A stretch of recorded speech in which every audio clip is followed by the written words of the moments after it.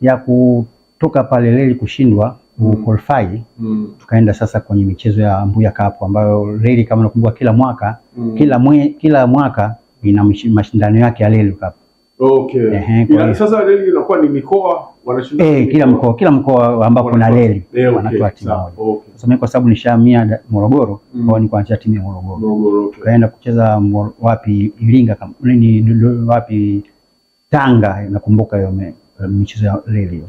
Tukacheza pale ile michezo ya Reli tukafanikiwa kumaliza, lakini hatukuweza kushinda.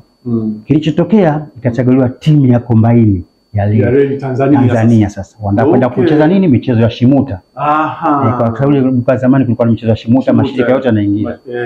Uwezi ukaamini. Ndio maana nasema mimi toka zamani na bahati, sina bahati sema. Basi timu ikachaguliwa kombaini, mimi sikuwepo. Tunarudi zetu kwenye basi, wachezaji wote wanashangaa inakuaje, lakini wakanipa hofu, hapana, tukirudi Morogoro lazima watakuita timu ya kombaini. Sawa, tukarudi zetu, watu wanajiandaa kwenda Shimuta.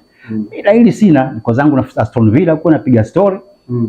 Mara jamaa wakaniita, bwana wote njoo, napita Mogela hapa sasa hivi mtafute. Kaambia baadaye nikamtafuta Mogela, akaniambia nisikiliza, kesho njoo uwanja wa Shujaa kule mazoezini. Kasema sawa. Wakati huo Mogela alishahama Reli, kaingia Tumbaku.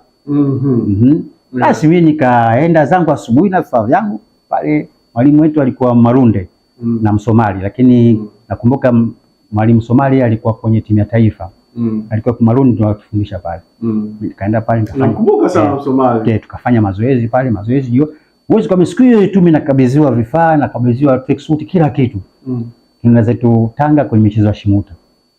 Reli wanashangaa, huyu Maruta vipi? Hivyo kachukuliwa na Tumbaku.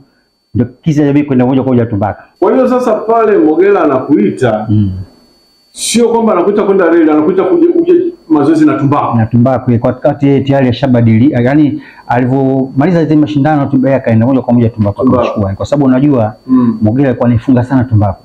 Sana. Mpaka Tumbaku akasema hapana, tutataka tuizime Reli tumchukue Mogela. Sasa akamchukua Mogela kwenda Tumbaku. Ndio kisa cha Mogela kwenda Tumbaku. Sasa wakati ule ukiwa Reli ilikuwa hamna kwamba kuna contract kwamba sasa lazima kwamba kuruhusu kuhama nini, ile mazoezini ndio kuchoma. Unajua zamani kulikuwa usajili wake ni wewe mwenyewe tu. Sio zamani kwa sababu unapata ajira, yani unatoka kwenye ajira unaenda kwenye ajira. Sawa. Ndio ilivyokuwa zamani hivyo. Maana timu nyingi zilikuwa za mashirika. Mashirika.